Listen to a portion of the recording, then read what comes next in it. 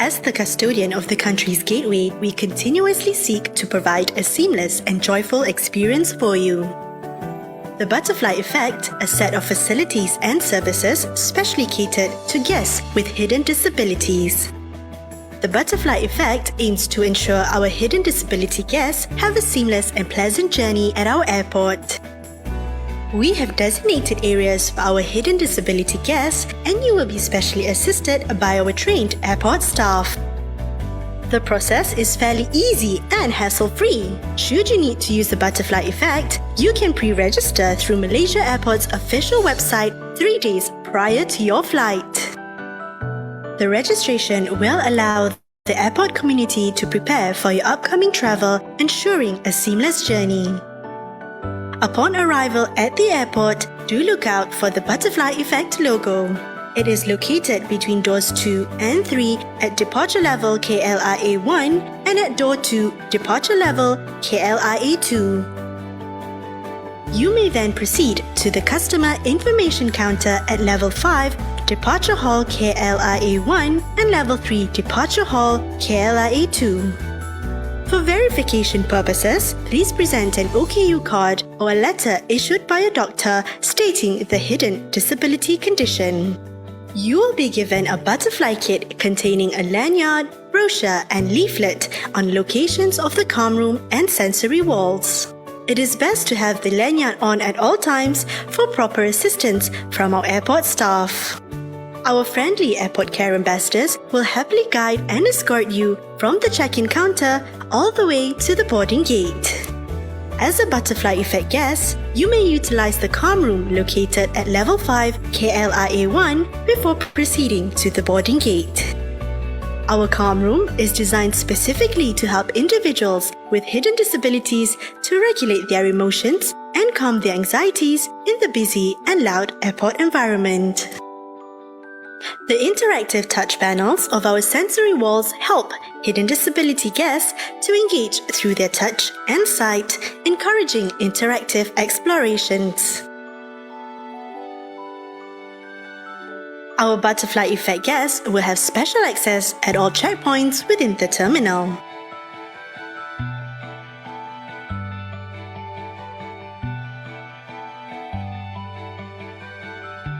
If your flight is at the satellite building, you may take the train or ride the bus and enjoy the scenery.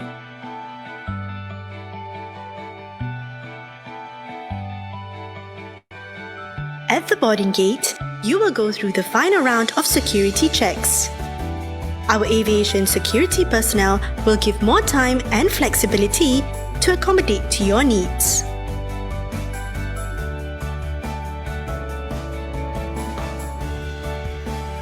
As caring hosts, the aim of the Butterfly Effect initiative is to provide an inclusive and seamless airport experience for all our guests.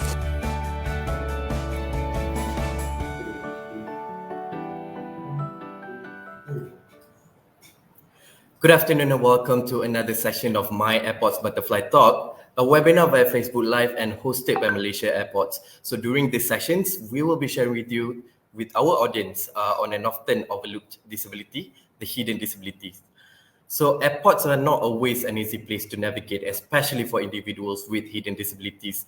And with Malaysia Airports Butterfly Effect initiative, we aim to provide the necessary care and support for these special guests. For today's topic, parenting a child with autism, we will look at how parents can be better prepared to raise a child that is diagnosed with autism spectrum disorder. Many parents are unsure of what is coming up next or how to provide the special care to develop the potential of an autistic child, or even managing the stigma surrounding child with ASD. As such, we are proud to have Yang Berbahagia Puan Nori Abdullah, our special guest for today, to help us with these issues. So, Puan Nori, how are you? Alhamdulillah, I'm good. Thank you. Thank you so much for giving me the opportunity to be with you all today, Rashidi, and to your whole team at Malaysia Airports. Thank you. We are proud. We are happy to have you here with us today as well. So a little bit information about Puan Nori. So Puan Nori is actually a mother to 3 boys, and her second child was actually diagnosed with autism. She is also the owner of the We Rock the Spectrum Malaysia, a kids gym that provides a place for children of all abilities to play, learn, and grow together. Puan Nori is also the current chairman of Yayasan Budi Penyayang Malaysia, a charity foundation or NGO that is dedicated to providing assistance to all Malaysians in need, regardless of the colour, race, or creed, and is particularly known for their work in cancer support and uplifting batik. The foundation was founded by Puan Nori's beloved late mother, Allahyarhamatu Endro Mahmud. So without further ado, let us give a warm welcome to Yang Bagi Puan Nori. So Puan Nori, how has 2022 been treating you so far, you and your family? Perhaps maybe you can actually share with us. Oh, 2022. I think we've come in with a little bit of hope that we're trying to figure out what the new normal looks like living in a pandemic. It's really busy. It feels very eventful. I think when you have 3 kids and one of them is really young, of course in my case one of them is also autistic, living even in lockdown was quite busy. So my kids were fortunate that they could still have online classes. But what happens in that situation, I think that many of us had to learn, is that parents also had to learn a bit about being a teacher to some degree. And I think because of my autistic son, I also had to switch hats a little bit. And sometimes it was the being therapist as well as a teacher. So it's been a very, very unusual and very busy stretch trying to pivot to, navigate all the different things that have happened since 2022 is okay. It's still busy, but with some good things to look forward to, God willing. Yeah. And how about for you? Well, I can see that 2022, I think, now we are on the 20th of January. So I can say that it's been great, compared to last year, because, there's a lot of things happened during, in 2021. And I started, coming back to the office and, work, finally met my colleagues, and at the same time managed to, meet my family and friends as well. So it's been great. It's just that we don't know what's going to happen next, but hopefully, we can actually get back to our normal life, and I just hope that, it will happen soon, inshallah. Yes, inshallah. Okay, so maybe Puan Nori, if you are ready, perhaps you can start the interesting discussion about parenting a child with autism. Yes, I'd be happy to. Great. Thank you for the opportunity. Okay, so the first question I would like to ask is actually, you and your husband Tuan Khairi Jamaluddin, who's also the Minister of Health Malaysia, have been blessed with 3 kids, Jibril, Timur, and also Raif. So Timur was actually clinically diagnosed with autism spectrum disorder when he was 3 years old, right? So, so perhaps you can actually share with us your experience when you first found out that your son, Timur, was autistic, and how did you take it in the first place? Okay. So for us, at 2.5, Timur was already showing certain signs of being somewhat different from other children. He looked like he had started to withdraw. He didn't seem interested typically in the things that other children his age would be interested in. And interestingly, up to that point, he had not actually missed any developmental milestones. Now, if you do any reading or you speak to families with individuals who are autistic, then you learn that there are sort of 2 very general kind of scenarios you hear leading up to a diagnosis. One is that the child had difficulties from infancy, so it's almost as if there was already an indicator that something was different and needed extra attending to or support. Something was going on. In our case, everything seemed just fine. So he hit the goals that sort of you would expect in terms of physical development, when he started sort of walking and running around and being able to speak. So he is verbal. He can speak, but up till now, and Timo is 13. So our journey with autism is 10 years now. He's at the moment, he it's difficult for him to sort of have a full-on conversation. He can speak to his needs. So he can say what he wants or doesn't want, and it's sort of very needs based. But yeah, so he started off already being a child that could speak. He read incredibly quickly. At 2, he was reading, and now we know it's actually because of that autistic brain. He was sort of, just kind of, interested himself. But we had started to notice these things, as I mentioned, the withdrawal, not being interested, and not really seeming to develop the ability to communicate and interact as you would expect. And then there was a little reading, like a center. Like, unlike his older brother, I didn't immediately send him to a bigger kindergarten. I guess something somewhere my gut already felt that, even though same age to the brother, he was maybe not yet ready for school, preschool. And it was the teachers there who also said, we have to mention to you that he's not a typical child. They were saying, we don't diagnose, and we don't believe in labeling children. So this was the stand of the teachers who were telling me this, but they said you might want to find out further. So it was all coinciding around this time. I remember having a chat actually with my sister-in-law, and in our family, Timur is not the first neurodiverse child. And I use the word neurodiverse or neurodiversity to mean that the brain works differently, sort of like Yes. different wiring, right? So the brain works differently, and therefore you have different ways of looking at the world, different ways of processing and functioning. It will affect so many things. But in the family, we already have a person who has Down syndrome. So we, in a sense, I feel very, that we are fortunate. We have been exposed to issues related to developmental conditions and things like differences in some form of disability. So we sort of tried trying to be a bit like more conscious to try to help support him with certain things. But by the time he had hit 3, and it actually was his birthday, and we had a party, so there were many children and grown-ups around, it was painfully obvious that Dimo was different. He only wanted to stay in one place, and there was like a little slide, and he wanted to go up and down and repeatedly, and didn't really want to interact with anybody else.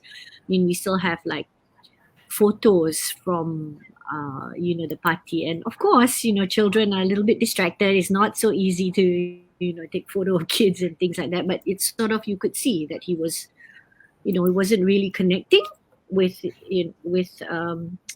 anybody else.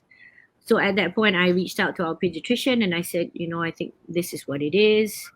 There's something that's going on. And in my mind, maybe because as a mother, I had started to think about the A word.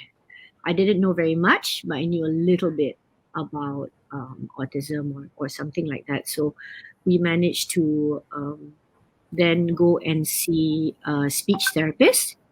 We thought we would just start off there anyway, because irrespective of the diagnosis, it was clear that he would need speech and language support.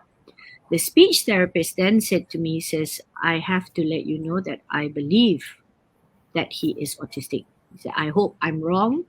And I don't know how you feel about me telling you this. You might, get angry or hurt. And I am a therapist who doesn't diagnose, but I've worked with enough children that I think I know, and I'd rather risk you being angry than you not taking this seriously and you not going to find out more so that you can support your child. Then we also got an appointment because we were waiting for an appointment with a developmental pediatrician. And we're really lucky to then, get one and manage to do a full assessment and a diagnosis, and then it came. So the A word was confirmed. It was autism. So it, so it was mixed feelings, right? So on the one hand, I wasn't in total shock, but of course you don't want to hear that this is what it is. And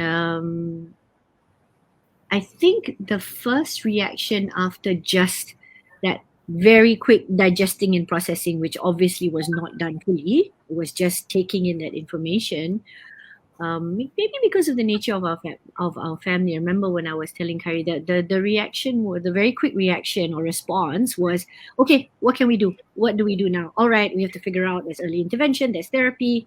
So it was go, go, go, go, go, go, go. So that was how we responded to it. That we're like, okay, we have to give him whatever support and help that he possibly can, and see what else there is you can do, because we had another special child, so to speak, in the family. It's our niece, and she's been doing great. She's older, so even though she's not autistic, she has Down syndrome. It's like, oh, there's a reference point of a child who is different and who has whose many things work differently and has some measure of disability, but also like thriving, actually, doing well. So we also felt, let's do everything that we can for Timor. So that's how we responded. And, again, we were very, very grateful to have very supportive families. So whether it was my side or on my husband's side, nobody went through like denial or telling us that, oh, you don't know what you're talking about, or let it be, he will just grow out of it. We didn't get that kind of reaction. We got a lot of support, and that is very, very helpful. So that then we started looking for intervention programs, started looking for therapy, started reading up. And then I received from the pediatrician a piece of really good advice that has made a huge difference to me. And I still pass that on 10 years down the road when I meet, new parents in particular.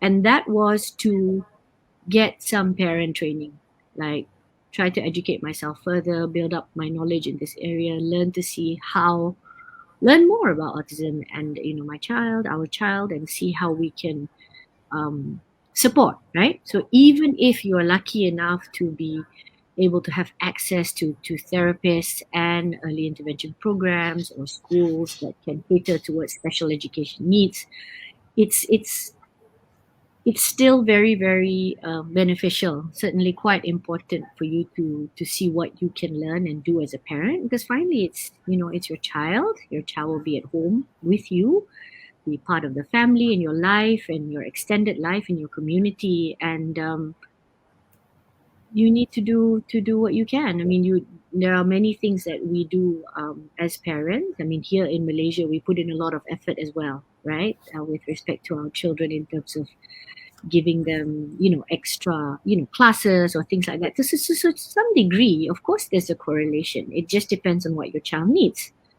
And a child who has special needs will need those things instead of maybe piano or tuition or things like that. And of course, they can have those things too. But it's looking at what it is that you can do for your child, and you have to learn about that a little bit more. So essentially, that's how our journey began. I agree. So, I mean, it's great that your son, has been given a lot of support and also help, and I believe that, there's so many people out there who don't know where to actually seek information, as well as where to seek help. And I believe that with all of the information that we have here in Malaysia, as well as the assistance, and I really hope that we can share with the audience, and not just audience, perhaps parents in Malaysia, and maybe other countries in the world as well, to actually help get support, as well as to be able to actually create awareness on hidden disabilities, not only on autism, but also other hidden disabilities as well, such as ADHD, GDD, SPD, and so on. Okay, great. So so that's the first question. The second one will be, perhaps, since that, I believe that you have experience in raising a child with autism. Maybe you can actually share with us your secret in raising a child with autism, and how do we anticipate their needs, perhaps their behavior, while ensuring that the parents are giving them the best and highest quality of life, and fulfilling their potential. Because we believe that regardless of their ability, everyone has potential to actually be successful in life. And as we all know as well, there are people who are autistic also, are actually as successful in their life, and they have a shop, they can actually work as usual, and they can just be like us. So what is your secret in raising a child with autism? Perhaps you can share with us. Oh, wow. I don't know if it's a secret per se, but maybe I can share some things that have helped our family. One of it I have already mentioned. I think if you can put yourself through some parent training, so whether that will be done in a very structured or formal way with like a trainer or consultant or things like just one of the things like keeping yourself updated on information, and one of the things that happened I think in the pandemic is that we were all almost forced towards you know being able to live part of our lives online, right? To learn online or participate whatever, and using an online format for interaction and for activities. And there have been a lot of things like this, just like this talk, for example, right? It's open to the public and it's something that helps you build your awareness, and then it will hopefully spark further questions or generate a certain amount of interest, and then you then go on, right? Like take the path wherever that leads you, but make that conscious effort. So that's one. I think the other thing is really get to this point. It will take some time because it's challenging, it's very, very difficult. I like that story that's in the community, and this came from a parent as well who had a child. Actually, that was different. And the story goes something like, you plan for this wonderful trip of going to Italy. The story is about going to Italy. You get so excited, right? You have an itinerary, all your packing, you learn about the country, you're super, super excited. And then you get on the plane, and as you land, the announcement comes, oh, welcome to Holland. And it's like, what? And what happened there, right? And I don't want to make it like, I don't want to maybe belittle this experience or tell people that it's as something as simple as your trip itinerary, your agenda for your holiday or thing getting messed up. Of course, it's much bigger than that. It's life changing when you discover that your child is different. But what I mean is that the end of this story goes that don't be so too sad or heartbroken about Italy that you don't even realize that Holland could be amazing and beautiful, and it's something else. So it's like a plan B, right? So Yes. what that is the point I guess I'm trying to make is about your mindset, the acceptance, and how you view things, and that is huge. Mindset is huge. It will take you some time, but please make that move slowly. If you're a person of faith, any faith, that is of course really helpful. But even if you're not, or you have people you can lean on, make sure to reach out to them, but get to that point of being able to accept, so move towards some kind of positivity, because after all, this has happened. You don't want to get stuck being sad and angry and being in denial. This is not going to be good or helpful for your child or yourself and your family. And your child is still your child. This is still a child. This is still like a gift, right? And you don't know what's there out for you. So I would say the mindset is the biggest thing, because once you're there, you will more naturally open yourselves up to all kinds of things, right? To being involved in a community, or getting to know and work together with other parents and building whatever support system you need for yourself and for your child. Yep. And I think I would say that there's lots of things. I remember, like under We Rock the Spectrum Kids Gym, we've built lists and things like that for parents. There's a lot of things, especially people who have been involved in the community for longer, would love for everybody else to know. But I would kind of maybe focus on these two things. But we can of course talk some more, and I'm happy to answer questions about what else might be a good approach, I suppose, especially for new parents or somebody wanting to be involved and support a person who is autistic. Yep. So just now you mentioned about the We Rock the Spectrum, and I believe that a lot of people out there who want to know, they are interested to know what We Rock the Spectrum is all about. But I think perhaps we can actually talk about it later. So right now, I also have a question. Since that you mentioned that this will take time, for example. So how long did it take for to see the difference in your son? Oh, for During certain things, yeah. the differences was quite immediate. Now, Okay. when you have autism, if you're autistic, now what that means is a diagnosis that involves a number of things that are happening all at once. Okay. And amongst the biggest things that will fall under this diagnosis is social and communication, difficulties of some sort. And this doesn't mean just a speech delay or not being able to speak and verbalize, but even with some autistic individuals who can speak, they don't necessarily understand the complexity and the nuances of language. And all that whole anything social communication, that interaction piece is very difficult. They have a tendency towards repetitive behavior of some sort, and sometimes that can be verbal, which is one of the things it's commonly called is stimming. That going on and on and saying the same thing or making the same sort of sounds, or maybe with their behavior. If you've seen people flapping their hands or having to Yes. turn circles or things like this, as that. And then the other one is a certain sense of rigidity. So resistance to change, finding it very difficult to cope with things that are different and unknown. So these are some of the main characteristics. But in addition to that, there's a whole bunch of other stuff. One of the very common other things is some form of a sensory processing issue or a challenge. And that can come in many forms because we have so many different senses, right? And then we commonly talk about the five senses, but there are a whole lot more. There's so many things, right? Actually, if you start to get technical, but sensory processing, issues are one of the biggest things, and I think that is something that can be partly addressed, at least to notice some kind of positive difference through occupational therapy or sensory integration therapy.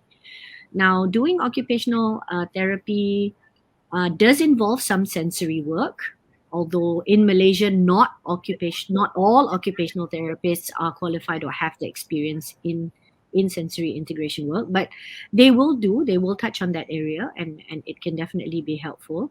Or you can, of course, see an SI qualified therapist, and this involves usually a lot of movement, especially for young children. If you're talking about a child diagnosed with autism, I mean, all children, all human beings need to move and be active, and there are all these benefits to your body and your brain, and there is this whole connection between body and brain. So in some areas you can start seeing some of the impact of therapy quite quickly. I would say in weeks. Maybe your child gets a little bit more calm, or maybe your child will be able to do some form of physical activity that they couldn't before. But there are other things that will take and can take a really, really long time. And this is what makes autism, such a spectrum. Not only that everybody can be so different, but because you're so different, there is there are different ways of learning as well, and therefore it takes time to figure all these things out. And as a person grows, as your child grows and hits all the different stages, I mean, now my guy is going through puberty, and that is very, very interesting. I mean, puberty, for parents out there who are or have experienced it, or perhaps you remember your own phase at that point when you were growing up, it's not such an it's not a very easy period, right? So then you have Yes. that, and we recently, we're going through living in this pandemic, and then you have this layer of autism. So yeah, life can be sort of extra interesting and bring a whole set of different challenges, right? So it's a journey. So I guess maybe this would be a good time to maybe share another one of those learnings, which is to know that this need for intervention and support, and different things that you can do with respect to education and therapy, this is a long haul. It is a really long journey, and you should prepare yourself for it. So in my case, so remember how I was saying that our family, we very quickly responded by taking action and like making those decisions and seeing what we can do for Timor. Now we took a much longer time to actually process what all this really means. That for us took a little bit of time. So it's not just something like how much time does it take for Timor to sort of adjust. I think it was for us, and it's important to also, understand and accept that the whole family life, there's going to be some form of adjustment and all that has to happen, and it is important to happen, because as you want to teach your child to be able to live and get through life, to grow and all those things, you also have to change. You also have to change and adapt to be able to support that. And I think my big realization that he is autistic, and autistic for life in all likelihood. We hear a very small percentage of people who grow and then suddenly don't fit into this autism diagnosis anymore.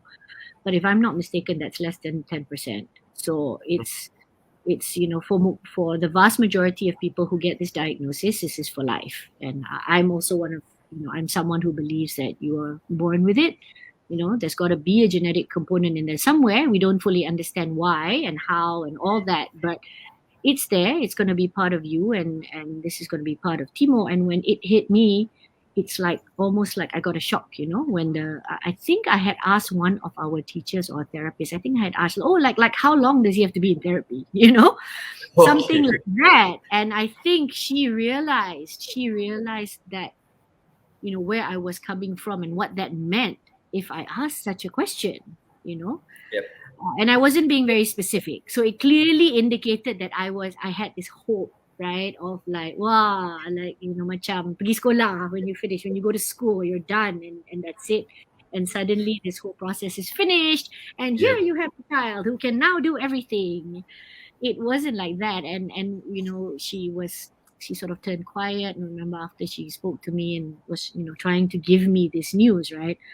Oh, I think it was like another shock all over again, and I cried and cried, and it was big. It was like, big news. So different things are going to take different amounts of time. So I think if you can nudge yourself towards the direction a little faster for yourself, for your child, yeah, of course things can happen faster. So for example, like you're essentially asking me, well, how long does it take to see progress for Timo, or to start to find what his abilities and skills are, so that we just don't focus on the disability, right? Well, it all depends. And obviously, if you are going to be in a state of denial, or you don't really do anything, you don't think anything's going to be done, and don't kind of make that effort, then you're not going to see anything happen. You have to make your own effort. I think it's I good agree. to keep faith, to pray, to do all these manner of things. But if you don't make those changes, which are very conscious, active, very very clear things and plans and activities down to daily life, then you're not going to see change, right? Yeah, I agree. So I believe that, as what you mentioned just now, asking one of the therapists about how long will it take for Timo to progress and everything. I believe that a lot of parents out there who feel the same as well, because they might feel like, this is only temporary, and their children will be fine after all. But yeah, I believe that, the advice and also the story that you shared with us is very interesting, and also very truly inspiring as well. So because the love of parents knows no bound when it comes to giving our children the best. So I believe that the society might also not be so kind to us all the time, and there's a lot of stigma out there, or even negative connotation associated with children with hidden disabilities such as autism. And have you personally come across this, or maybe you have had any experiences on such matter? For example, like when you were in a mall or at an airport, for example. How can we actually overcome these and create a more tolerant and inclusive nation, so that even those people out there who are not who don't know anyone that has autism can actually be more tolerant and inclusive towards all of us, including those with hidden disabilities. Okay, so I would say that we've been quite fortunate. I don't remember any big incidences of the stigma. Our family has been quite open about Timo, and we try to be prepared. So anybody interacting with him whenever we can, we do share information, or we prep ourselves. We prep for these situations. We try to prep Timo himself, of course. So as I was mentioning, there is usually sometimes there's resistance to change. Kids with autism don't necessarily cope with new situations well, so we try to prepare him. So maybe with one of your children, like a regular child, you will just say, "Oh, we're gonna go out to eat." Right, and maybe you give them some basic information. But with Timo, we make use of these things called social stories, and essentially it's a combination of visuals and text. If your child can read, then the text, and just that will show very clearly, like sort of what's going to happen. Yes, okay, we're going to a See. restaurant. Where are we going to go? What restaurant is it? Is it going to, be very, very busy? Where, so there will be a bit more information. So there's a little bit more prep. And I think like a lot of parents in our community, they were laughing a little bit, like in the pandemic, right? Suddenly with COVID, everybody needs social stories like poster, please follow SOPs, wear your mask, keep your distance, wash your hands, all these things, right? And they had to be put out there and reminded, just for people, general people needed these things to remind themselves. So I guess just to consider that if a person is autistic or needs some extra support in this respect, then they need that for many things, not just completely brand new alien things that have never happened before, like living with the coronavirus, but with a lot of aspects of their life. But you can then help manage this. So once it settles in and they can understand and they can learn, it might take a long time, relatively speaking, but they will. So we have not really. I do remember once when I told a friend, I hadn't seen the friend in a while, and the diagnosis was new, and I was just kind of sharing with her, and I got not a reaction of like, "Ooh, what's that?" or "Ooh," or it was not her reacting to seeing Timo and thinking, saying, staring, or asking that sort of questions, but her reaction was more like, "Oh, ala, no big deal kan?" Like, "Oh, it's okay. You just, give more attention and there's so many schools right now. I'm sure it's going to be fine." So her reaction was like, "This is nothing lah."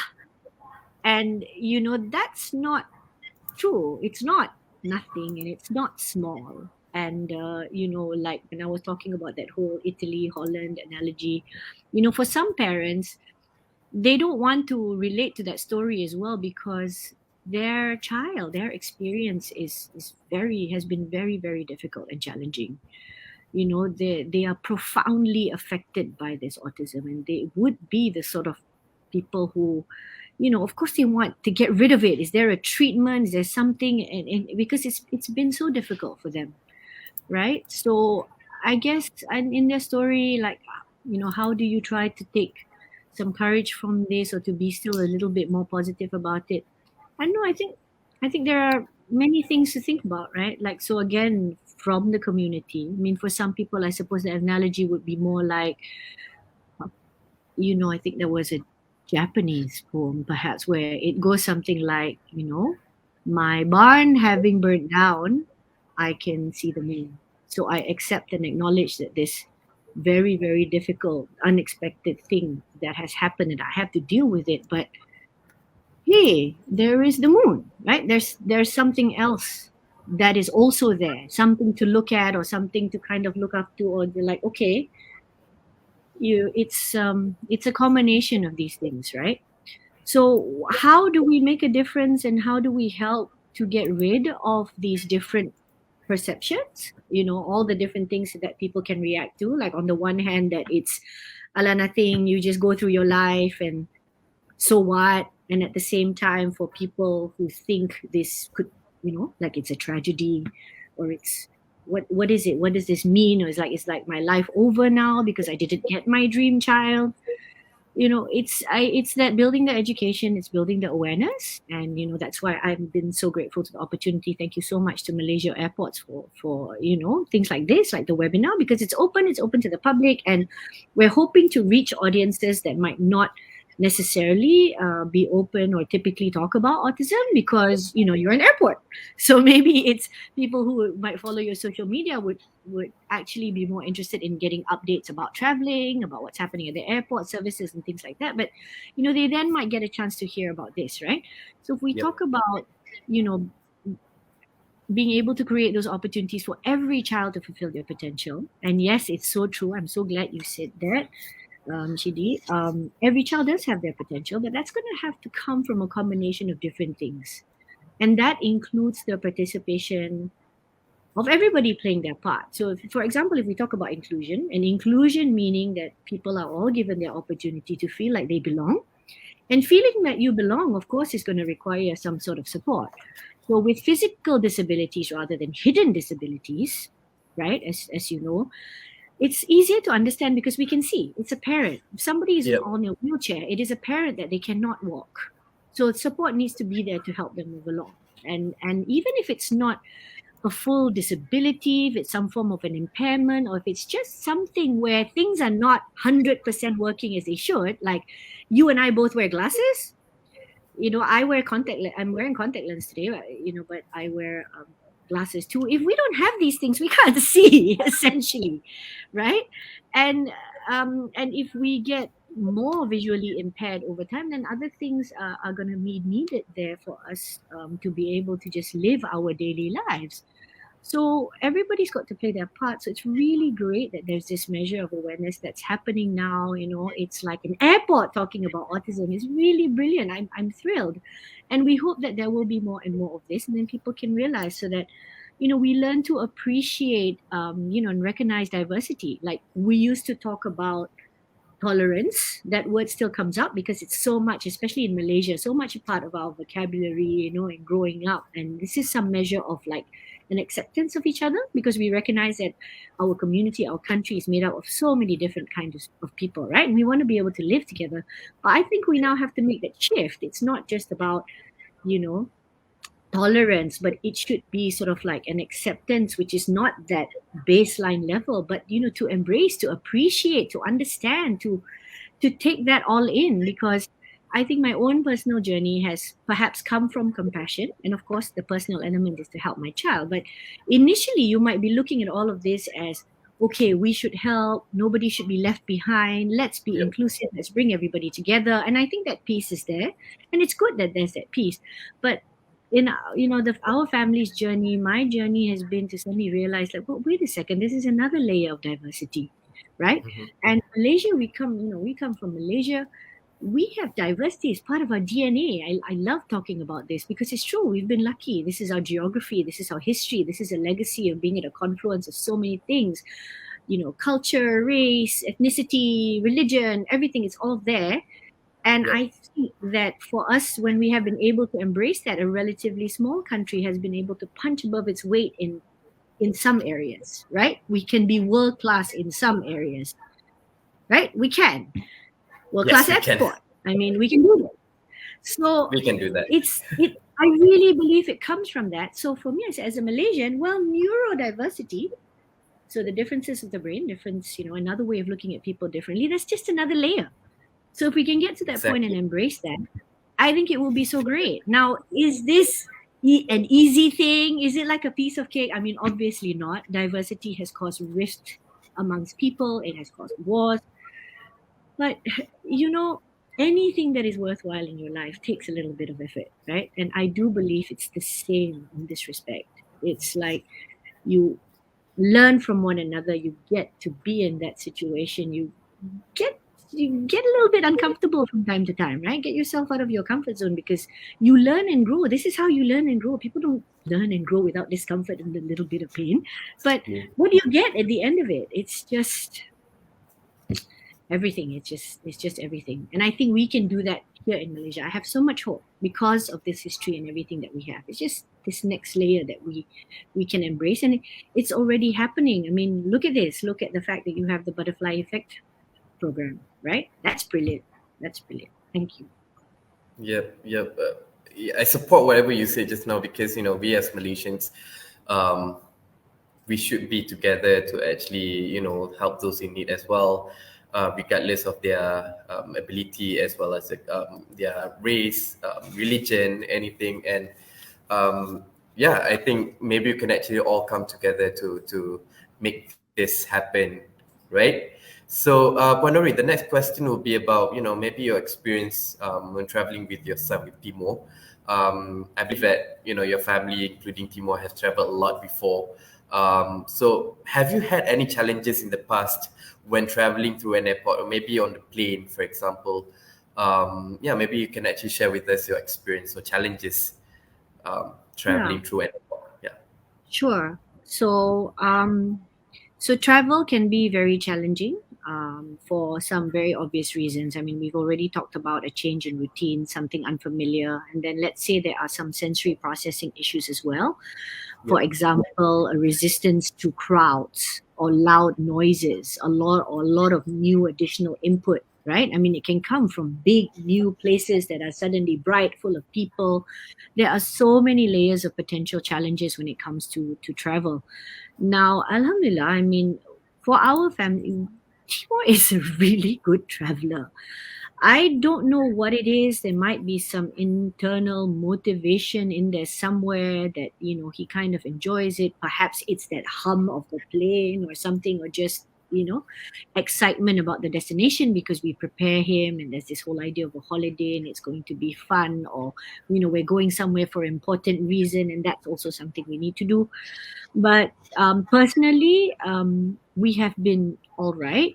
And I think he's also, because he only got diagnosed at 3. So prior to that, since we are a family that's had the opportunity or privilege enough of traveling shorter or longer distances, so we've just kind of gone right even before we knew that there were going to be issues with him. Um, but there is a huge amount of difference if the airports, the airlines, and the people you interact with are also aware, have the information, knowledge, and the skills to handle and manage, and also have a little bit of just kindness and common sense, which sometimes is not common, I know. But if you go through, training, as people at Malaysia airports have done, in order to embrace this and offer these services in support of people with hidden disabilities, then suddenly, even for people where it was just never possible before, it's going to suddenly be possible now. I mean, we are living under some restrictions of the pandemic. I know, for example, that you even want to offer this thing called the butterfly adventure, right? Which is, you don't have to fully do the travel yet, but guess what? We're going to help you prepare. We're going to help you experience it. Let's see how it goes. So it's like this amazing actual live version of like a social story, right? A social story Yeah. is something that a person or a child will just look at to understand. But this is like, okay, I'm going to give it a try. I get to go. So hopefully that will kick off. But back to just people being trained and aware and making some accommodations for those who need this kind of support. And it's not obvious because again, they're not in a wheelchair, right? They're Yeah. not they're not obviously visually impaired and having blindness or some kind of the physical thing to deal with. It You don't get it, right? You only start to notice or start to wonder, oh, what's that quirky, what's going on, why this person cannot sit still, and it's Yeah. stuff like that. So just having the facilities, the services, and of course, generally, if people are around who can understand this, then we can make these accommodations. Because of course, we help to make accommodations for the elderly, people in wheelchairs, for people who are pregnant, people with little children. These are things, that we do anyway, right? Just a little bit of assistance, support, common courtesies that we do for each other as people. So it would be then extended to this group. Now, what are the needs of a group like this? Then, Yeah. well, you have to see if there's if they get a sensory overload or if there's a potential for a meltdown. Then it's great that there are these corners and spaces. And in fact, KLIA even has a calm room. Like, it has a whole full sensory room where if things get really bad or maybe they have to wait longer, there is a safe space. So all Yes. these things help. And then also just people you deal with along the way, because there's so many checkpoints. And now that we're living with COVID, there's so many other things you also have to do, right? It was already a long process before, immigration and the securities and your bag checks and your scans and your everything. And then now you have to add on this other thing. And I've not personally experienced it yet. I haven't traveled. I was lucky to get to go to KLIA because you kicked off butterfly effect, and I feel really great that I kind of have seen the whole entire journey from the beginning, right, and then came for the launch. But since February 2020, we've not traveled. Our family has not, Timor has not traveled, or I haven't traveled yet. But just hearing, right, and knowing that there's this new checklist of stuff. So just to have somebody who will understand, take you to that process, brief you before, share with you all the experiences. Even in Malaysia, for example, depending on if you register yourself as a Muslim to go on your pilgrimage, whether you're going to do the mini one called the Umrah, you're going to go do the Hajj, there are people who will take you to that experience, right? There are places that you can go to, and they will even have a mock-up of the Kaaba, of what you're supposed to do, practice your rituals, do all these things, right? And we know those things benefit ordinary human beings, are people who have never experienced it before, never traveled, hadn't got a chance to go abroad to a different country, and then to go on this most exciting, wonderful, meaningful experience. But it's huge. It's very big. It's very different, right? So to have the airport and the airlines and everybody support this, it suddenly will make travel possible.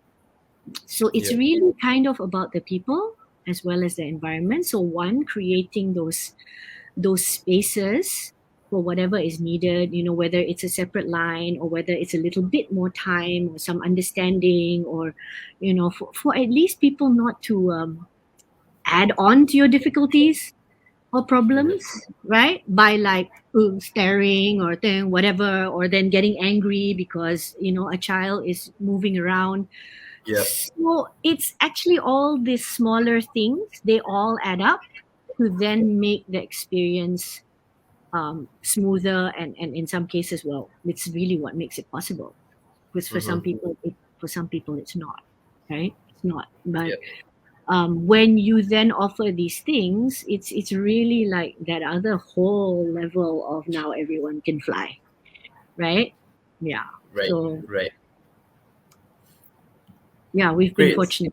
There's ways to help those who have had a much harder experience, or who have a person, who have a loved one or a member of the family who have trouble in this situation. It can be done.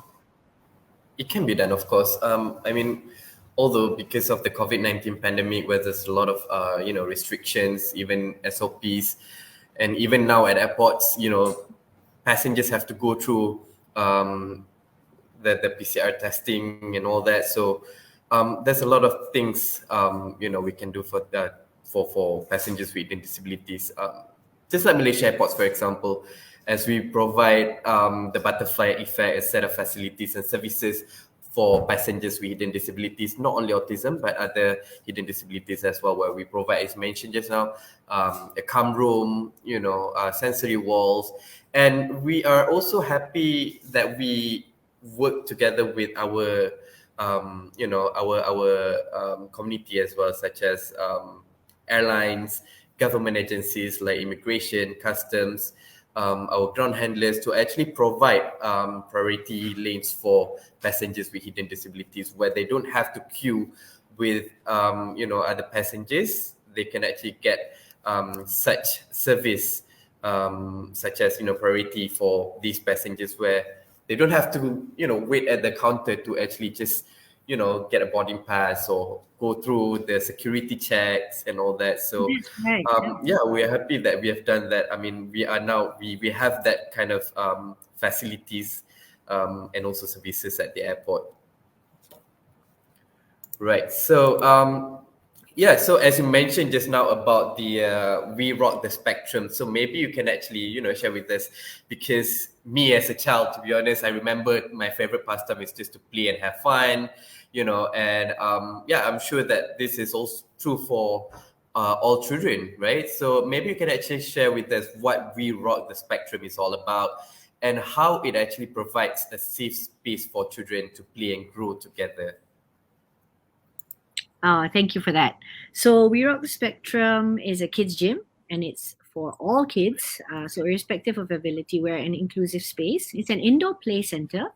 But I think what makes us different is that one, well, the philosophy of being inclusive, that, we welcome and embrace anybody who comes. And parents or people in the community will tell you that not all spaces and places can be welcoming for children, and sometimes it's not on purpose. I'm not saying that they don't want you there or things like that, but it's just that it's just not appropriate, right? It's just a little bit too difficult, or there are things there that make it less safe, or they're not going to be accustomed to interacting, people with the hidden disabilities like autism, for example.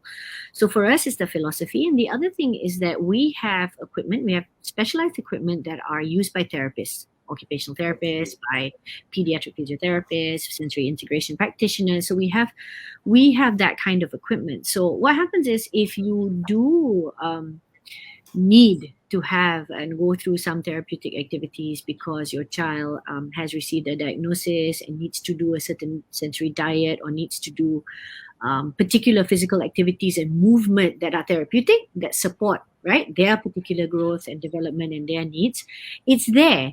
So if you can't, if you're not able to, for whatever reason, be able to engage with a professional therapist, you could still bring your child to a space like ours and be able to then participate and do stuff, because all the equipment and things like that are there. And of course, those prices would be in relation to other kids' indoor centers, right? It's not how much you would pay for therapy, which actually I think in many countries in the world is very, very expensive, as we know. But what it turns out is that this kind of stuff, the equipment and all that, is just fun for everybody, really. So that's why it's an inclusive space. And if you're a family with several siblings, it's just one of those places where you can take everyone. So like Timo, he cannot, play football with like his brothers. It's not easy for him to do team sports. So he can do it a little bit, he gets support at school, but it's not something he really enjoys. And when you involve a lot of people like that, everybody also has to have some measure of understanding of what he's like, right, to allow him to participate. So, but that would be like maybe just a simple example of something that they cannot really do all together and all of them will have fun. But at our kids' gym, they can all be there together and everybody's going to have fun, because as you said, kids just like to play, right? So there are swings, and we have a bajillion swings. We have so many swings. So a lot of other indoor children's play centers, of course, they're fun too. My kids love them, but they avoid equipment like swings because it takes up space and you really kind of have to be careful. But we know that children, needing things like vestibular support. Now, vestibular is a sensory system that's related to your balance, and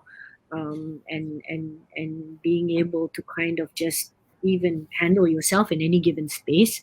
Swings are very, very helpful form of like therapeutic activity. So we have just like, I don't know, maybe more than 10 swings, types of different swings for all different sizes and weights and things like that. So that's what the gym is, and that's what it's for. And one of the things that, it originated from the US, and the founder is this amazing lady, a mother herself of 2 kids, and one of them, on the spectrum. So she kind of built a setup that was actually for her child, and then she decided to share.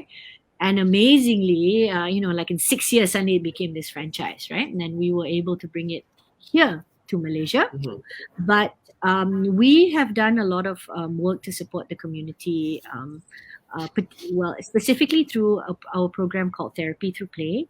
And what it is to support not just the child, but also the families, the parents in particular, to build their skills and confidence to be able to do therapeutic activities with the child. So we have a sponsored program for children from B40 families. So if you come from a lower income family and you need that sort of support, this is what we do. And because of this work, we are able to also register ourselves as a social enterprise, and be recognized for the work that we do. And actually, for me, that's really what, gets me going. That is the one that floats my boat in terms of this. It's not so much the part that it is a business, but of course it is, because we operate to welcome families and to come and play and have fun in our place as a choice. But because we get to do this kind of work, right, to support the community actively, to feel that we're playing our part, to pick up awareness and just share this this like philosophy and belief in inclusion and provide that space. So that's what the kids gym does. And we right now, a lot of things have changed in the pandemic. So the one that's fully in operation is an express version of the kids gym, and we are in Bangsa. So welcome to come to Bangsa. Because we deal not just with children, but children with a lot of different special needs, and some with disabilities and things like that. Our SOPs are very, very thorough. I think like we're forever cleaning and sanitizing. We were doing that before anyway, so it was not a huge shift for us. But we kind of even had to do even more. We limit the number of children that can come to the gym, so that everybody can kind of play in this space more safely and comfortably. People can even book the gym out privately, so you just come with your family or your own group and you're more comfortable and you can do that. But yeah, actively our therapy through play program is still ongoing, and it is at the moment through the support of our therapy partner, the Energy Source, and also Yayasan Hasana, who are actually the big partners and sponsors of the entire program. So we're so grateful to have had their support for us, and we're actually on the next round of it. We did a smaller time frame and smaller group of children with Yes and Hasana, and managed to complete that with everything, and then they gave us the opportunity to take this program further. So yeah, it's I guess it's sort of our way also of sharing, and we've known the things that have made a difference to for Timo and for our family, and we like to see how we can maybe help other people a little bit in the same way. Great. So what about the business hours? What time does it open and what time is it close? We are okay, so we're working on the Sundays now. The Sundays have been a little bit selective, like either based on the program or if we have like a holiday thing happening. But definitely from Mondays to Saturdays, we with therapy through play, I think we've kicked off at like 9, but basically it's 10 to 6. And Mondays to Saturdays, and very, very soon I believe we're going to be open up on Sunday. But yeah, we rock the Spectrum Kids Gym. You can check us out on social media or in the internet. I think just doing that simple search will have our gym pop up. But yeah, the only one that is fully operational right now is Bangsa. In Bangsa. Okay, so to the audience, if you want to know, if you want to find out more about We Rock the Spectrum, you can go to the website, and I believe there is a website and also social media platforms as well. And yeah, I hope that even I myself, after what you mentioned about We Rock the Spectrum, I think I'm gonna come and pay a visit soon. Yeah. So, I just want to know. Yeah, I mean, I just want to know, like. Also, we would appreciate volunteers anytime. Come, welcome to join our community. Come and join us. It would be so great. Awesome. So you also accept volunteers as well? Yes, we do. Okay, great. So I think, come in. Hopefully that I can, be part of the team as well to actually help. Oh, I will. I will. Sure. We'll text later. I'll let you know the details and everything. You just let me know the details. Okay, so to the audience out there, don't forget to check out We Rock the Spectrum soon, because it sounds amazing, of course.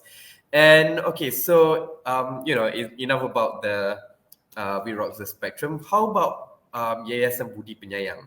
So Penyayang is a foundation with its own legacy of more than 20 years. Much of the work began with your late mother's work. So how has the Penyayang experience affected your life as a parent to an autistic child and your work in this community? I think essentially I come from a family, and this is true of my husband, and this is probably one of the things that had us connect, that believes that that we already kind of came from this belief that every individual can make a difference, and if you have that opportunity, then you should. It's almost like that whole with privilege comes certain amount of responsibility, or you can even take the line from Spider-Man, with power comes responsibility or whatever.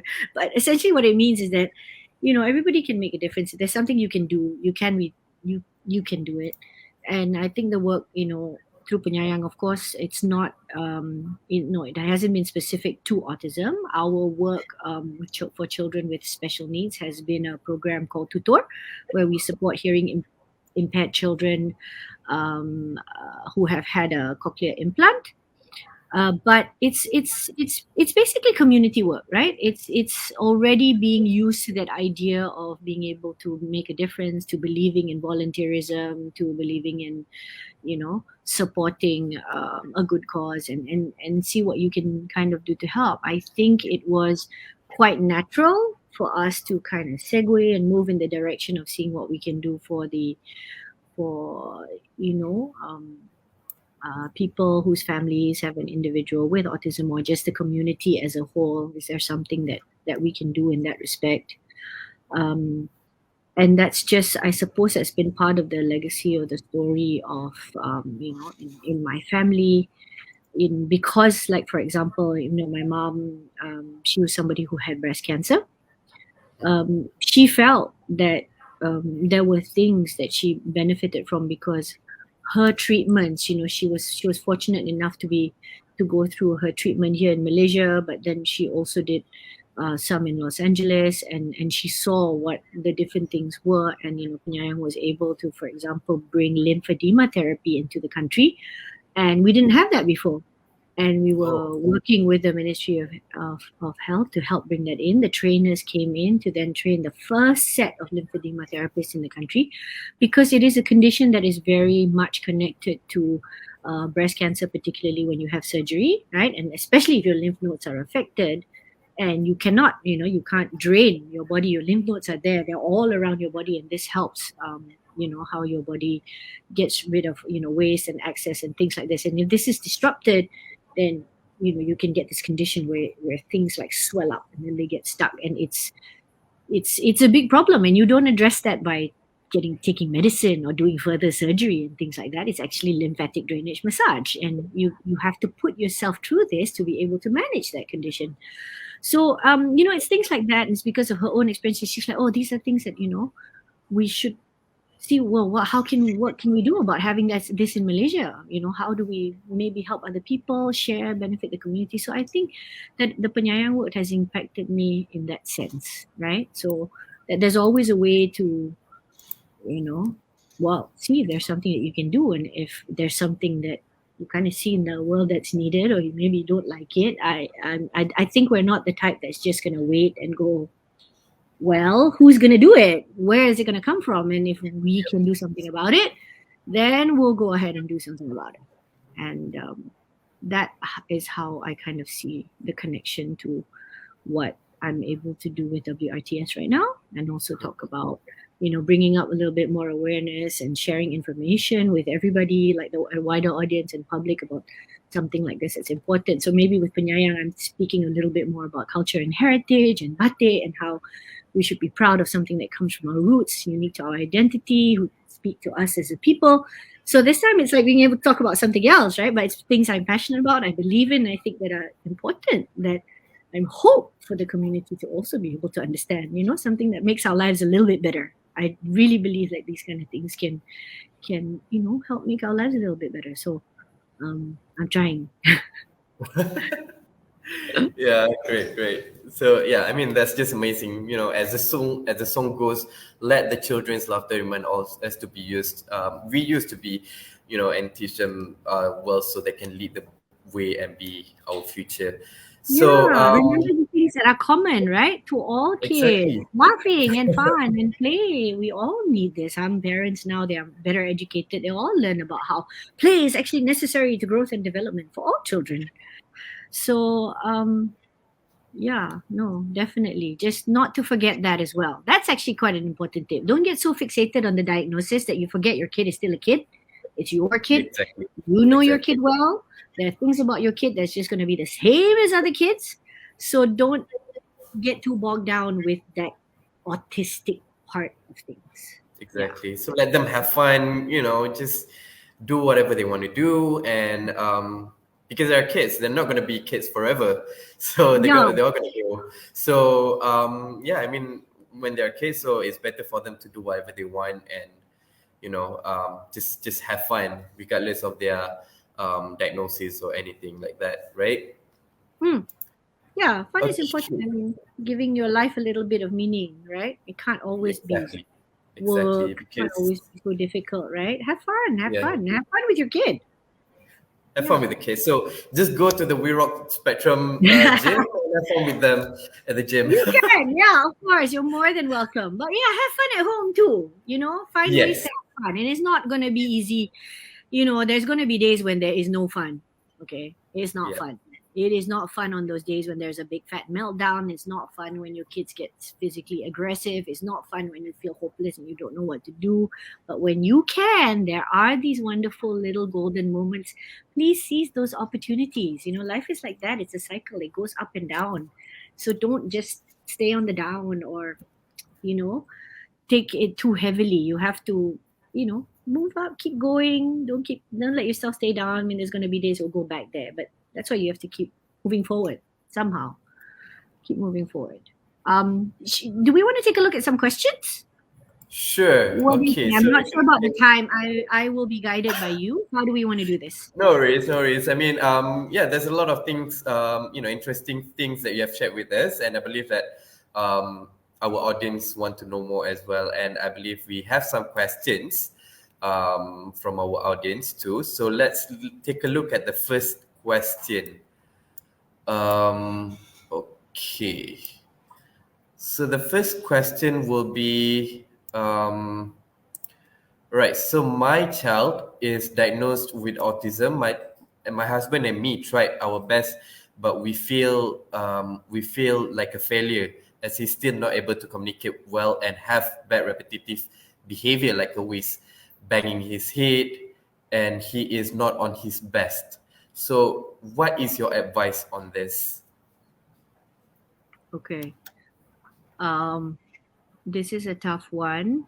Mhm. It's a little bit hard to answer because I don't know how old this child is, and I don't know how long their journey has been, and what some of these difficult challenges can be. I think I would say maybe so in our case, I think with Timo, there were certain periods where I sort of stopped learning more and reading more and doing this parent training because it was a lot and I kind of needed a break. And, unfortunately, I think also at that times, usually you're like, oh, you take a little bit of a break because you feel things are kind of going well with your child. And then you hit a bump, because things have changed, something will happen, or whether you feel it's a plateau or whatever it is you're working on is not working. Then you feel that you've got to, okay, what else is there that we can do more? So I think what would be good is and I do understand that you probably have tried your best. I don't doubt that at all. I'm sure you love your kid, you want to do as much as you can, and it must be so frustrating. So I'm so sorry, and I totally empathize. But I think you take a step back, breathe a little bit, maybe find a way to recharge. You have to look after yourself. I mean, to go to another travel analogy, even when we're on a plane, they say, if the oxygen mask comes down, make sure you look after yourself first before those under your care, right? So maybe you need to take a little bit of a break. And it's okay. It's not the end of the world if you have to take a week off or something. Like, find a way to get yourself in a better place and be in a stronger position, and you get out there and find out more. So change things up, maybe explore something that you didn't think that you've ever tried before. So if, let's say, you have been doing ABA, which is a very common intervention program, maybe you want to explore sunrise instead. Maybe you want to look at flow time. Maybe you want to look at RDI. Maybe you want to look at some other program. Maybe you want to change your therapist. Or if you've never had a therapist, maybe now you want to sit down and invest in a therapist. And if you feel that you are financially strapped and this is very difficult, that's why, like for We Rock Spectrum, we offer programs like Therapy Through Play. And yes, spaces are still open. So if you come from a B40 income group and you need that, please contact our gym for more information. And apart from that, there are other places out there who can help, So like NASOM, National Autism Society of Malaysia, they've been around for a long time. They are run by parents primarily. They get it. There are centers that are there, and then we have We have Autism Malaysia, which is the largest online community related to autism, and they are very active on Facebook. They're a bunch of really wonderful people. They do a lot of parent education and training. And then there are so many things right now. The resources are so much more. I mean, even in just the last 3 to 5 years, I would say that there's more that is available out there. I have a really good friend. She runs this thing called Project Hans, and Hans with 2 A's.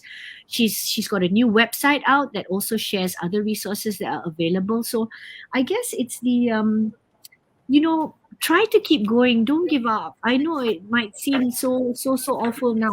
I've had those days too where there's been literally blood, sweat, and tears, because when Timo has a meltdown, he gets very, very physical.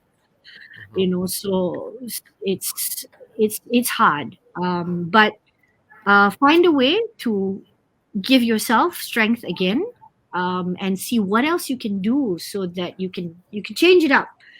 And I'm so sorry I can't be more specific than that because I don't know very much about except for the information you've given me. But I think keep finding out, check, see what else haven't you tried that might be out there somewhere waiting for you, and get yourself some support. Definitely get yourself some support. And it's interesting that it was my team at Reroute the Spectrum, so it wasn't even the parents. They were putting together a list of things that they had learned working with the community, right? And they were the ones that put there, don't give up, and this came from the girls. It came from, they're a good bunch of people, my team at WRTS. The kids love them, so please come and say hi to them. Great. Sure. May I know about we rock the spectrum? Is there any specific age limit? Okay, yeah. So if you are a person with, if you are a person with disabilities or you have some kind of condition, we do not have an age limit. But you've got to, I suggest you call us or come and check it out carefully, because the equipment is based on things like weight and size, and there are many things that might not really be suitable for like an adult.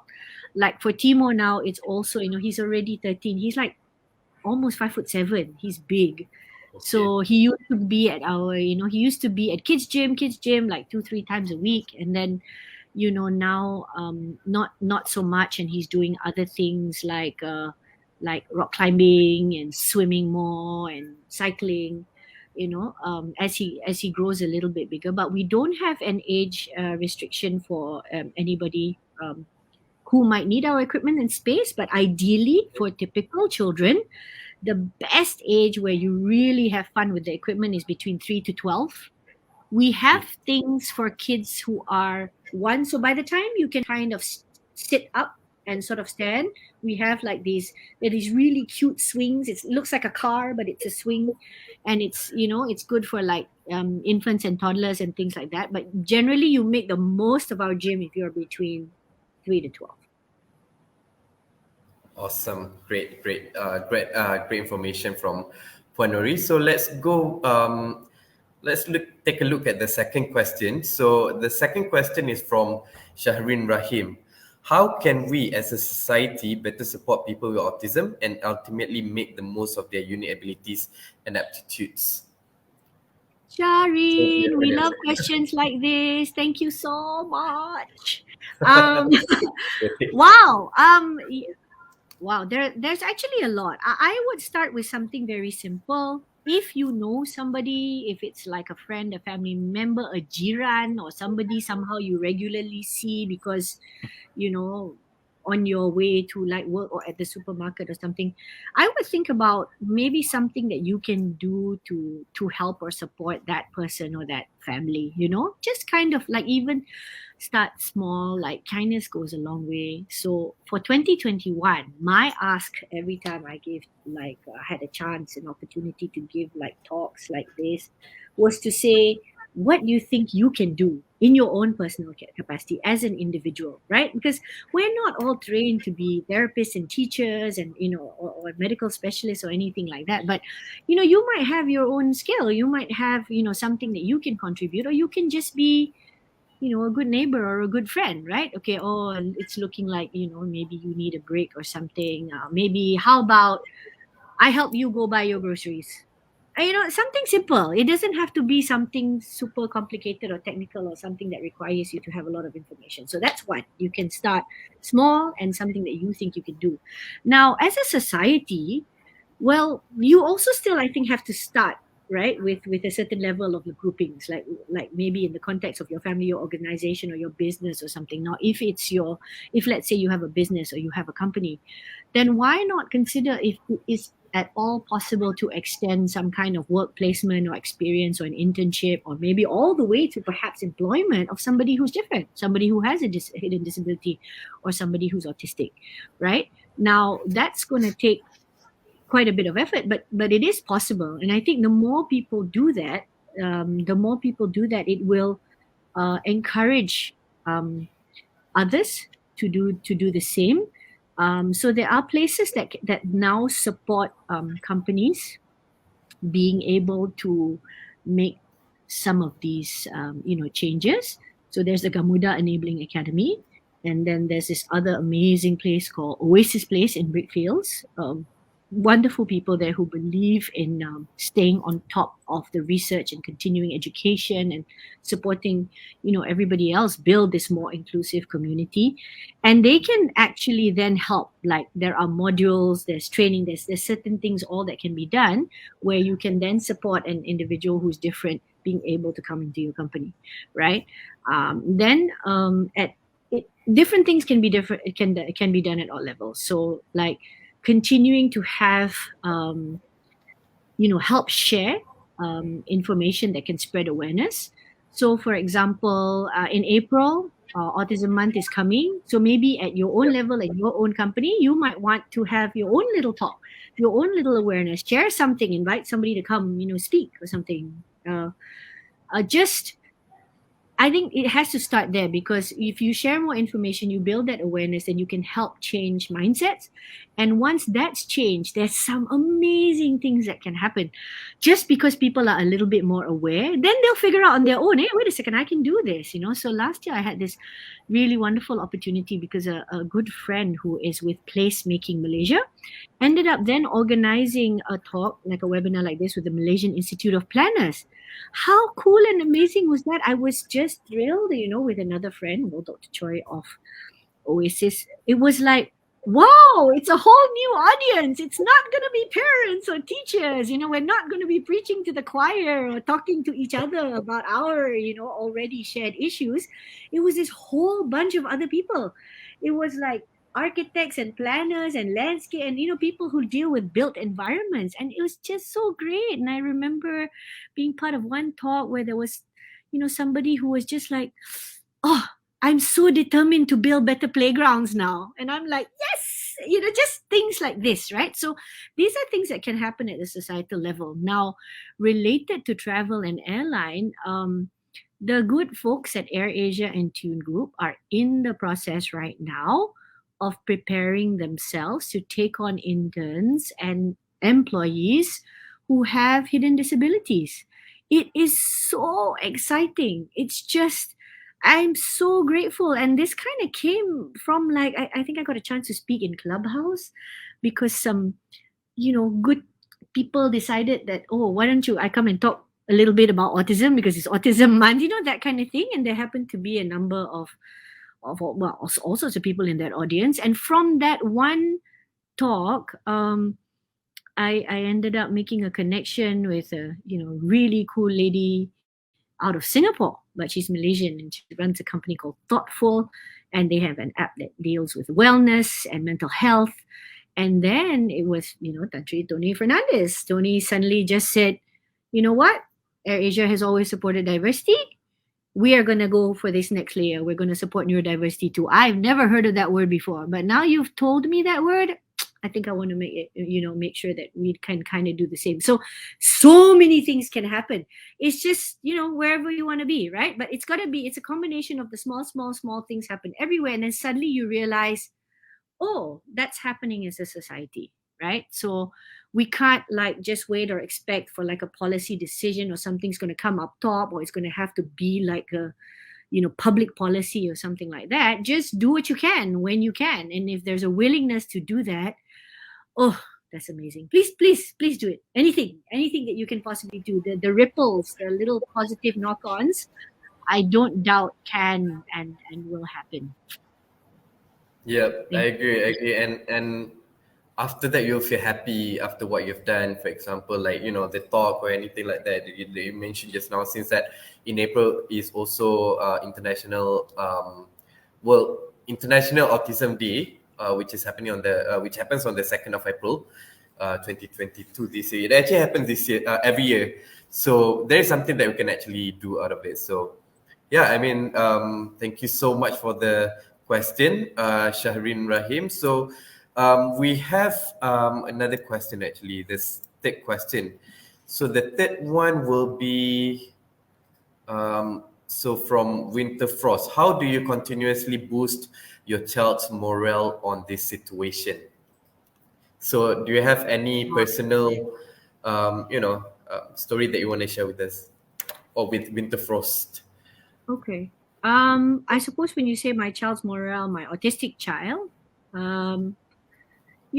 everything is a combination of small, smaller. I wouldn't want to say that they're small because they're significant, but smaller daily acts, right? And the truth is that there's not really like a shortcut or like a magic bullet, right? It's something that you have to build and go through every day. Like when you say, how do you raise a child with confidence? How do you help them, build their self-esteem? It's going to be a combination of many, many things that you do together.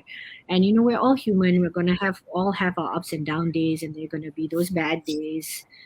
And I guess it's the things you would want to be doing with all your children. Really, you want them all to grow up with the sense that they belong and they're very much loved and they have a place, and to build their self-esteem. And it's going to take all of those, all the different pieces and things like that you do, right? The reminders, the daily reminders every day about how much that you do love your child. So for example, separating between something the child did that you don't like, that was inappropriate, rather than your child itself, right? Because it's just even like how we would speak to our children. Like you have to be a little bit more mindful. And well, there's another word that's a bit more modern, but we suddenly realize is a very important skill, right? Mindfulness, a sense of awareness and self-awareness, and mindful of others. And that is something you build from practice. It can be practiced. And so it's like well, how do you speak to your kids, right? Do you speak to them in a way, or use certain words that make them feel that it's them that maybe you are dissatisfied with, or you're upset? Or is it is it because you are trying to teach them something, or having to give them a consequence for doing something that was inappropriate? And these things matter, right? So it could be something like, I do not like that you have missed doing your homework for 2 days in a row. This is going to cause problems for you and at school, and I think you're going to end up not being happy with yourself if you start to drop how you do. That is specific, right? Rather than, I am so mad at you, right now I really hate it, I don't know why you're doing this. And it's like, am I saying that I'm so super angry, upset, and I don't like you? Or is it that I don't like this thing that you are currently doing, and can you please address it and change it? So I think with a child, like, to build up the self-esteem and confidence of a child with special need, that can be harder because you already have challenges in communication. And you may have a whole number of things that you wouldn't be able to do the way you would do with your other kids, but I think there's always a way. So it all depends. And again, it's those little connections, right? So for example, if your child just happens to like stimming or playing or things like that, and they're not just fulfilling a sensory need, but you realize that it is something that they like, well, why don't you join them? So this is the thing about playing with them, right? So your child might be obsessed with like dinosaurs or trains or something like that. Well, learn a little bit about the dinosaurs and trains, and get into it with your kid. You play too, put aside the fact that you are a grown up 40 something woman or something like me, and just play with your child. Try to find a connection. There's always a way to do it. And so it's I think it's all those things that can help continue to boost that, and also to balance out. Like if your kid gets to attend a center or a school or something, have conversations with the school to remind that while we are working on the things that obviously need help, like maybe speech or sensory issues or a delay in certain things, or supporting them with maths, for example, because maths is so difficult. Don't forget to spend a bit of time on things that your kid is good at. Maybe your kid is really good at drawing, or really, really loves drawing, or really, really likes Minecraft or something. Just make sure that you get to do a little bit of that too. Like, don't neglect celebrating things that are fun, and also like notice the good things, like catch me when I'm doing something right, not just notice when I'm doing something wrong and like, hey, go take a shower, oh my god, it's so late, and why are you like, if your child suddenly is doing something good, recognize that too. That too. Then the notice that you did something right, like, oh my goodness, look at that. Hey, you finished all of your food. I didn't have to say anything. Thank you. Oh, you took your plate to the kitchen. You cleaned up. Good job. I really appreciate that you're helping the family. So it's a combination of things. There's no one single solution that I can think of anyway. But yeah. True. Great. Thank you so much for the details and also the answer that you gave just now. So I think maybe we can actually take one last question. Okay, so the question is from Sanizan.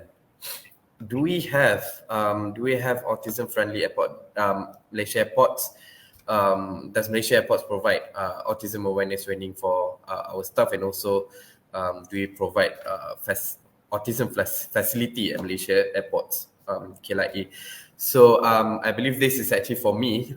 This is the question. So yes, Malaysia Airports does provide facilities as well as services for passengers with hidden disabilities who are flying through KLIA and KLIA 2, where we do have a calm room which is located at KLIA, and we also have sensory walls as well at KLIA and KLIA 2. Apart from that, those with hidden disabilities can also have our other services as well. For example, going through the check-in counter without having to queue, as well as our other checkpoints as well, such as immigration clearance, custom clearance, and also security checkpoints. And if there's audience out there who want to use the facility, you can actually just go to our website, www.malaysiaairports.com.my, where you can find all the information that we have with regards to the butterfly effect. And you can also pre-register 3 days prior to your flight. So just go to the website and pre-register for the butterfly effect initiative.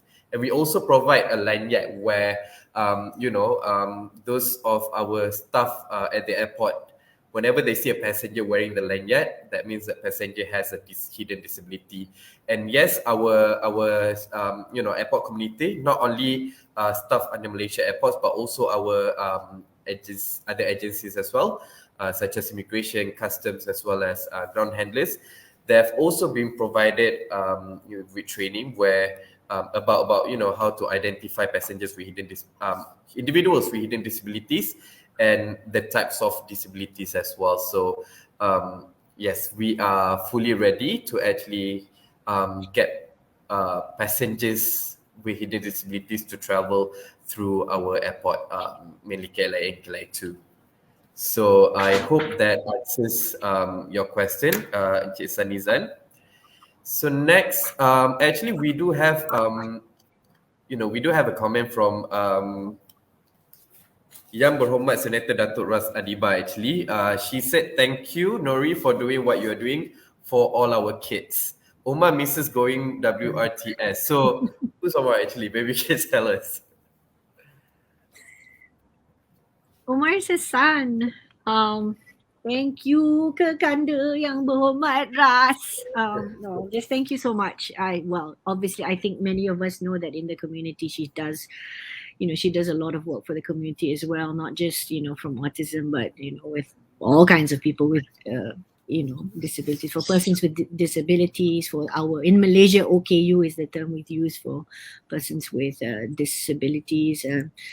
And I appreciate it. Thank you for sharing them. Thank you. I don't know what to say. I mean, coming from you, I'm grateful. Great. All right. So I think that is it. Okay, so it has indeed been an amazing and insightful evening today with Puan Nori, and I hope that it will benefit many parents and guardians out there that are taking care of their children or individuals with hidden disabilities. However, unfortunately, because that is all the time that we have today, and I wish I could actually talk more with you, Puan Nori. But yeah, maybe some other time, inshallah. So if you have any further questions, if you have any more questions, you can actually visit our Facebook page, or just leave us a comment so we can actually get back to you with an answer. Okay, so Puan Nori, I would like to say thank you so much for joining us today, and we highly appreciate your sharing and hope to see you soon again. For all our audience out there, stay tuned for the next topic. Until then, stay safe, stay healthy, and be a responsible social butterfly and adhere to all safety measures. Thank you so much. Have a good evening.